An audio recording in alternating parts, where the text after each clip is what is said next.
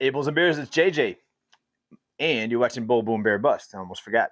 It's Wednesday, March 8th, 2023. All right. It's been a long day in this guy's household, but I want to talk about some important topics here.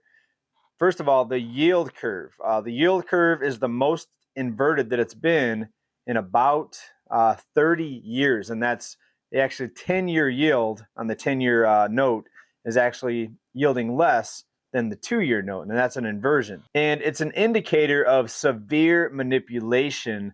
That's why it's a good forecaster for market downturns and economic downturns. The thing is, we've seen this yield curve inversion for many years now. Now it's more inverted now than it's been for many decades. But just because it's inverted doesn't mean that there's going to be an economic downturn tomorrow. I've often said here, this is going to be a slow motion collapse. The economy will really take a nosedive when consumers are no longer able to borrow money or go deeper into debt. So that is right now the driver of the economy. It's debt and people taking out loans, swiping their credit cards, buying things they can't afford. We already know that the savings rate has plunged below financial crisis levels. So if it weren't for the way money is being loaned out right now, this economy would have already crashed and burned. Many people look at the debt that people have right now and they say that the economy is already crashed and burned because the consumer is the driver of the economy. But people are, even with a lot of debt, people are still able to borrow more money and to go deeper into debt. Limits have been lifted, regulations have been removed from the banks, for example. We have banks that can loan out now endless amounts of money, regardless of how much money they have in deposits. We've never been here before. We've been here for the past, 2.5 years, almost 3 years now, because that was the emergency deregulation that took place back in 2020 in response to the health crisis. But it's still here. So these emergency plans or these emergency measures, a lot of times once they're implemented, you cannot take them away because then the economy is already reliant on those things. So yes, banks are going to still loan out money. I was doing a quote the other day just to see what kind of APR I would get, just so I can tell you guys about it. Even with an 820 credit score, and I think some of you might remember I've showed where my credit card company gives me my credit score each month. I actually logged in right here on this channel and showed you that my credit score back then it was like 825, something like that. It's still pretty good. It's still 820. And even with an 820 credit score, I got offered through CarMax an APR of 8.5%. 8.5% through CarMax. Ridiculous, right? With an 820 credit score. So banks are still loaning out money, but they also offered me something I couldn't believe. They offered me a 7-year loan option, right? I was looking at it. Usually I see 60-month option, which is 5 years, 72-month option, which is 6 years. This one had an 84-month option. I had to run the numbers in my head. I'm like, is that 7 years? And they're giving out, in CarMax, they sell used cars that are used, financed for 7 years. Is the car even going to be running after 7 years, right?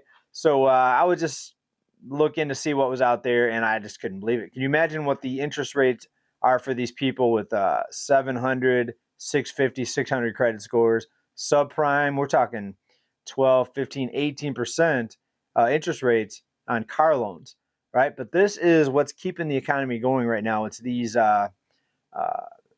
it's a combination of things. It's not just the banks. It's the banks, of course, willing to loan out money because they don't have any skin in the game, right? So if the loans don't get repaid, shouldn't say all banks, most banks will get liquidity injections, they'll get rescued, and they'll get bailouts. I mean, bottom line, too big to fail. Some of the smaller banks, not so much. We already witnessed a subprime lender go under. They weren't rescued. So not every bank's going to be rescued. But most banks do not have any skin in the game because they know the rescue is coming at the end of the day. So therefore, they can keep loaning out money, more leverage, more leverage, more leverage, even though they may not have enough money in deposits to cover even a 1% of all the loans that they give out. That's how crazy things are right now. And that's why this economy, what people call an economy, seems like it keeps going and going and going.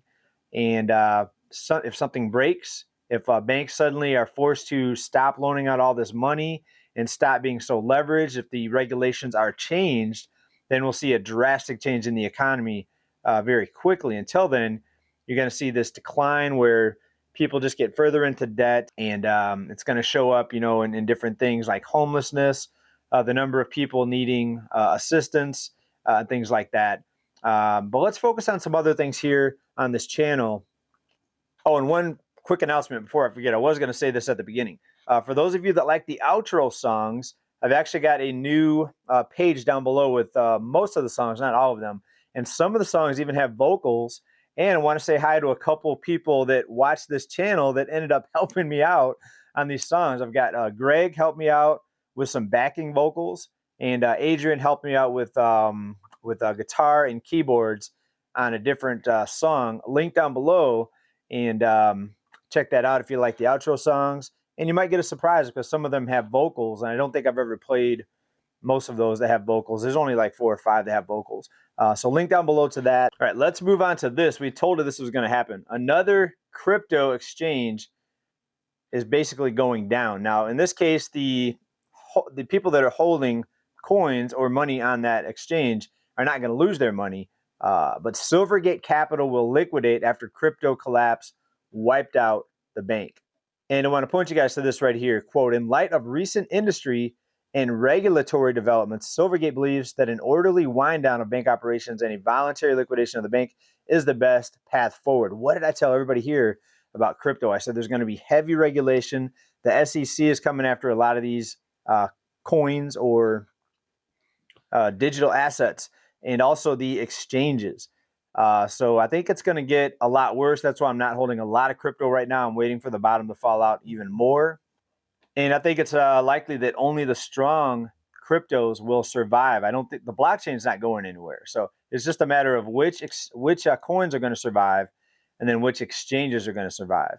Now, some people say, well, I'm going to keep mine off the exchange. Well, if so many exchanges go down, then you're going to see a lot more fallout in crypto. So very interesting there, I thought, but no surprise to anyone here because we told you exactly what was going to happen. And it's not done. They're still going after cryptos in general. And when I say they, I'm talking about the regulators, the SEC. They want to make it more regulated like the stock market, even though there's people that get away with a lot of stuff in the stock market that, in my opinion, need to be regulated more or at least enforced. And I wanted to bring this up here. This is the chart for the 2-year versus the 10-year curve or inversion. And if you look to the far right here, you see that it's the most inverted that it's been since the early 2000s, so over 20 years. And to the far left here, we see what looks to be about 2001, early 2022. We know what happened in the fall of 2001, rather. Yeah, 2001, 2002. We know what happened in the fall of 2001 and those events. So we're getting a bigger yield on the 2-year treasury than we are on the 10-year. It should be just the opposite. Tying up your money for longer, most people don't stay in the bond that long anyways, but theoretically, the longer the bond, the bigger the yield should be. But in this case, it's inverted, which is really backwards and kind of kooky, considering how investing in the markets are normally supposed to work. But as most of us know, there's hardly anything that's normal or usual about these markets and the economy in general.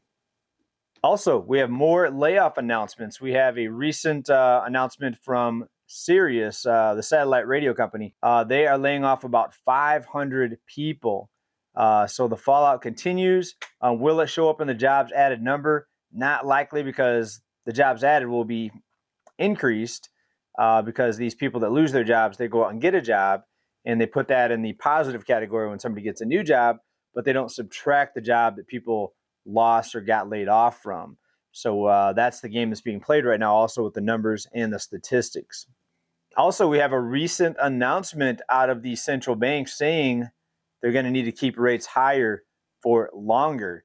And that's got some people spooked, some investors spooked. But the Bank of America CEO now changed this tune. We got a warning out of Bank of America just a month and a half ago. But now Bank of America says people may not even notice the economic downturn. Take a look at this. And Fortune put this out via Yahoo Finance also. Bank of America CEO predicts most people won't even notice slight recession, but warns interest rates won't come down for at least a year. So what does he know? Does he know that Bank of America and other banks are just going to keep loaning out money to keep car prices inflated, to keep home prices from crashing, to keep people spending, and to keep the appearance of economic strength? Well, that's what it looks like to me. Right. So bottom line is prepare for prices to stay elevated, even in the areas where we were seeing some prices coming down, automobiles, housing.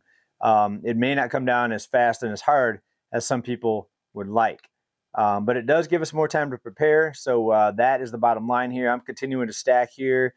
Please let me know what you're doing down below. I'm going to wrap this one up, make this a little bit shorter today. We'll be back tomorrow with another update. Please come back to the channel, like, subscribe. And don't forget the song link down below for those of you that like the outro songs. And hey, if you're a vocalist and you want to put some vocals to some of the songs, there's some instrumentals down at that page. You can grab the track, put vocals on it. We'll see how it sounds. And then you can contact me. Thanks, everybody, for watching today. Big love. Keep stacking. Bye for now. Peace.